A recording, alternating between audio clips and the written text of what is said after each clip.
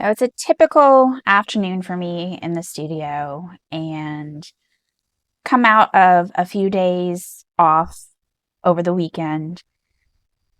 And I still do some creating over the weekend, but it's very like light creating. So this mess here, this is the remnants of the creation. I was playing Call of Duty with my son. It's the end of the season. And I was sitting in between rounds, just sort of mark making on the paper. So this happened over the course of several hours. It's the end of the season and we're trying to finish off our battle pass. So we're grinding quite a bit in the game right now, spending a little more time than usual in it. Anyway, over the course of waiting to get into matches, I started working on this paper and there was no plan to the paper. This is actually a lot of the process that I use when I am making my weird voices series. So what I did was I started off, you can sort of see, let me see if I can hold this up a little bit here. You can see some of the dots right in here, and there's a few in here as well. I literally started by filling this entire page just with orange watercolor dots. And I don't know why watercolor right now. Watercolor is just the medium that is currently speaking to me, so I decided to use it. Sometimes it's acrylic paint, sometimes lately it's been oil pastel, sometimes I mix them all together. It's whatever the mood strikes. So anyway, I started off with a layer of dots. And of course, this is drying in between rounds.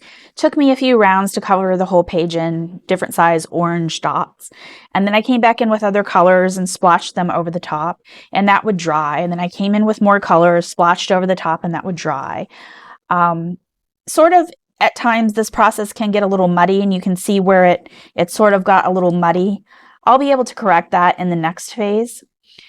But what starts to happen in the layers is I start to see shapes or faces.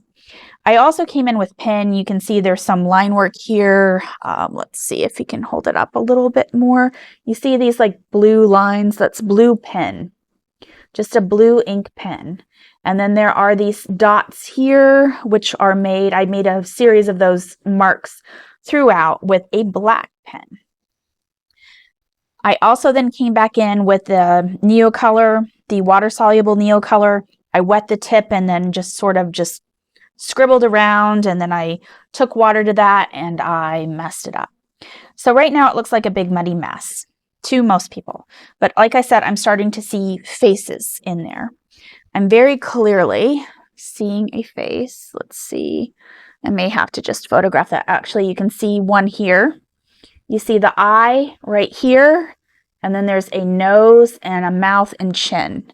So stuff like that I start to see, and there's a bit of a face here. There's an eye, there's the nose, there's the mouth. This is a bit of an ear for me. I start to see weird faces like that.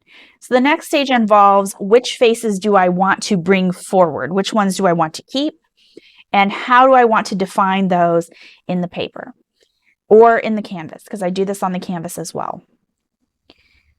This may then reveal to me something that has meaning to me. Maybe my subconscious is trying to speak to me, or it could just be, this is what I saw in the canvas. So sometimes meaningful, sometimes not.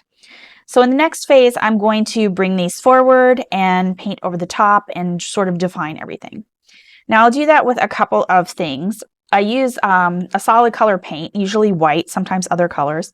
And then I will either use like a fine tip pen, like a Sharpie, because some of the faces are very delicate and the tips on some of my pencils might be a little too thick and I would lose some of the detail. So I'll be working with these, bringing those forward, and then I'll bring my paints in and I'll create a whole scene. Now, the one challenge with this type of work is in the composition. I don't always have control completely over the composition. The faces that reveal themselves are positioned wherever they are positioned. It's just sort of a thing that happens.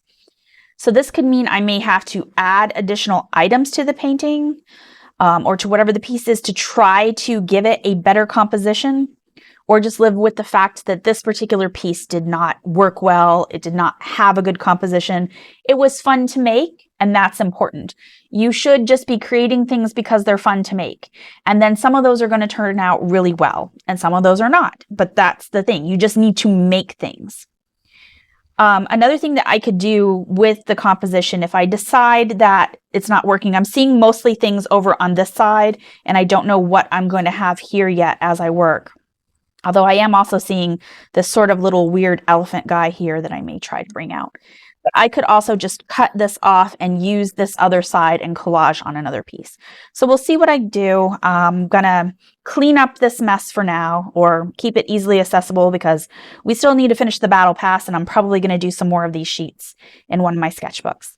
But I'm gonna move this off to the side, grab a palette of acrylic paint, because the acrylic paint is going to be what gets rid of that muddiness. I'll have to decide which parts of the color in the background I'm going to keep and which I'm going to get rid of. And if the area is too muddy, I may be able to use some other paint colors to kind of counter that muddy effect over the top, because paint covers other paint. We'll see what happens, and we'll see if this piece ends up being anything good. So just give me a moment to clear this off and we'll get going.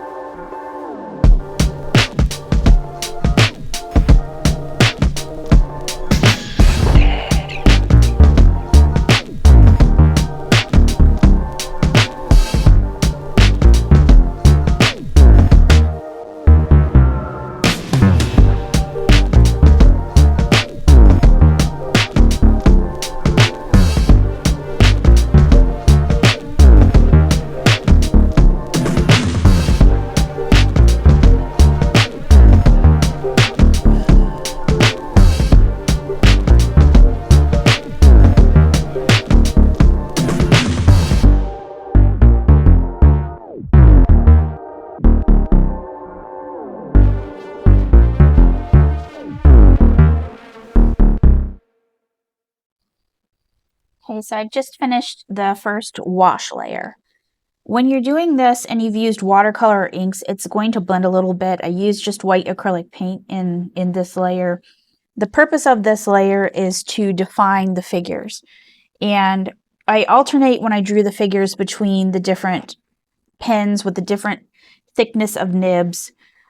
Some of them, like the face here, is very delicate, so I wanted to use a very thin nib to capture it. Some of them I used thicker ones. I'll need to redefine the lines of each of the figures, but this at least gives me an idea of the placement and where I can move forward. So what I have then is I have this elephant that is sort of crashing through everybody here in the group. I have two people here. This person looks like they're surprised. Not sure if you can see that quite yet until I bring it out. It's what I'm seeing. So then we have this other person here, and he's holding this animal here, which seems to be either jumping or being knocked out of his hand. We've got these people here that are sort of being knocked out of disarray. I think I'm going to say that this is a baby. Might change as it goes. And this feels like some kind of rabbit, squirrel-like creature to me. Now that I have the images here, I do have some creative license and play when I'm working in the next stages, where I can give them more details, define their anatomy a little better.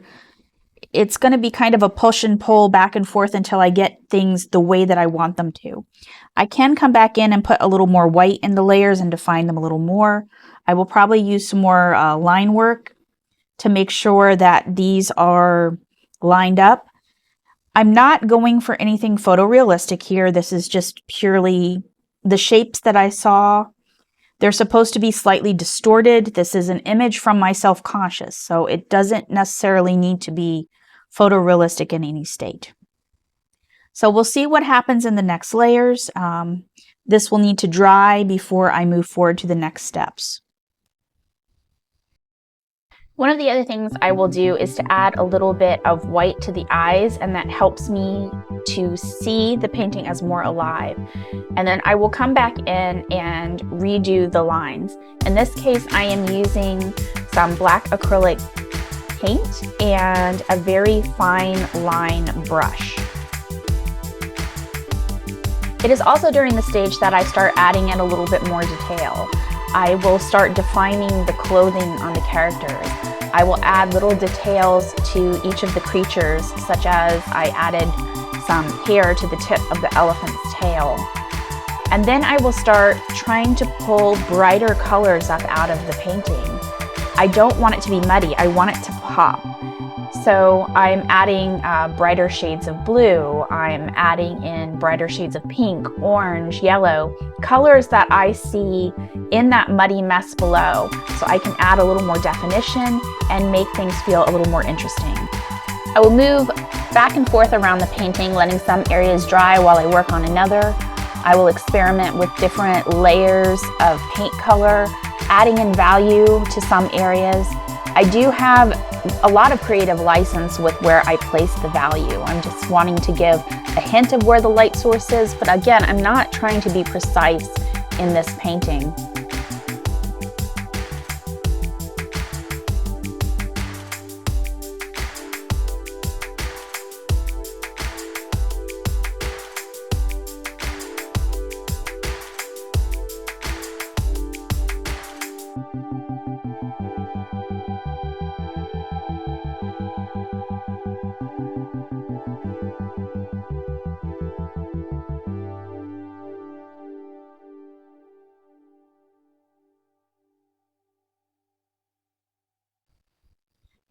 Okay, so here is the final piece, and I wanted to talk a little bit about the composition in the piece and what I like and I don't like. The first thing I want to point out is that the placement is not perfect for me. So first of all, if we divide this up into a set of 3 sections, 1, 2, 3, and it's approximate. It's kind of interesting that this character, the small child, is kind of on the line here, and then you have these here. The couple is directly in the center. For me, that could mean that they are the main focus of this particular piece. If I had been able to plan the piece out, I would have probably added a little more white space and not had them so dead center. The process itself does not lend to a lot of planning, and sometimes I get good composition and sometimes I don't. An example of a piece with good composition, I cannot speak today, I'm sorry. An example of a piece with good composition would be I Have Hope That Piece Will Fly Again, and I will link to that particular painting. It was done with the same process, but it is definitely more detailed. So the other thing I don't like is the placement of the couple's feet and the baby's head right here. They are right on the end of the canvas, and I usually don't like doing that because it has a cut off kind of feeling. I would have left a little more space, and I might have added something to indicate that there was a floor there. Because of where the elephant is placed, I could have done 2 different things. It's a little weird how his feet, where he's grounded, you can see the ground would be up here where the couple's feet are down here.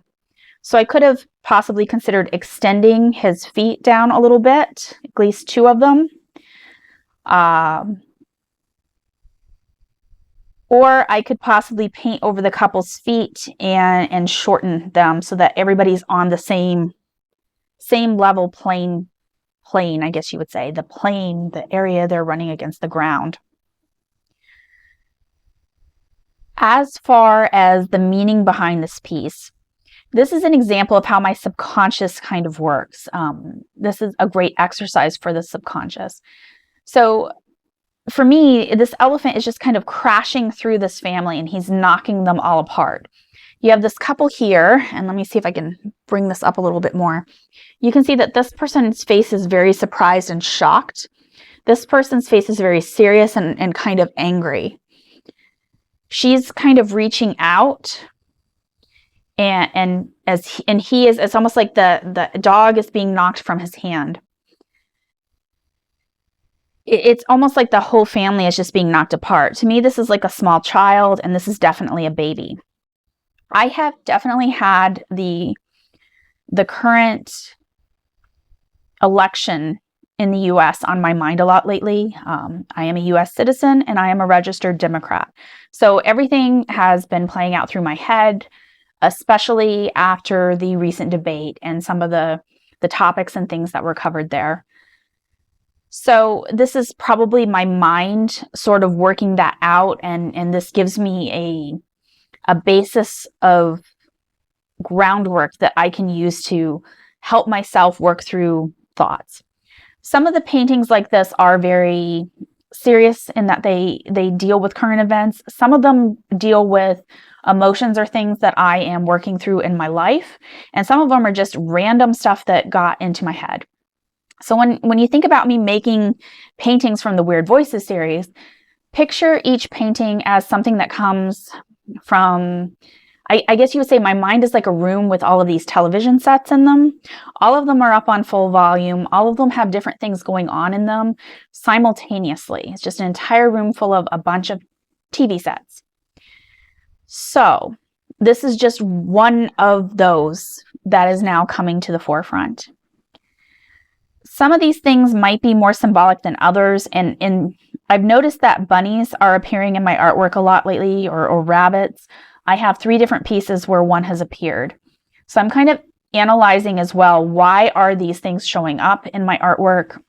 What am I thinking about? How are these pieces representing things going on in my subconscious? In this case, I don't think the bunny is related at all to anything political.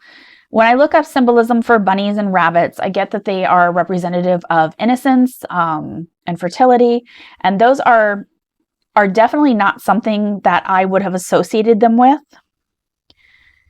I might use them symbolically that way going forward. I could see someone analyzing the art piece and taking each animal and telling me what each animal represents and the different colors.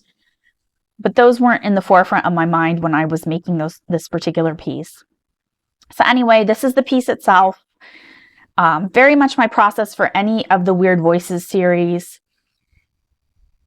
Trying to think if there's anything else I need to cover with it. I do like how I was able to use the background watercolor below with some of these colors. I used some of the acrylics like a wash, so the background shows below and I can just highlight different areas and bring out some of the brighter colors. There is a lot of leeway in the process, as much as it is very random. A lot of the processes I do are a mix of controlled aspects and uncontrolled results. And that is how I like my work. I think it best reveals myself and how my processes work. Anyway, if you do something similar to this process, I'd love to hear it. Share in the comments below. Thank you for watching, and I'm off to create some more stuff, and I hope you are too. Have a good day.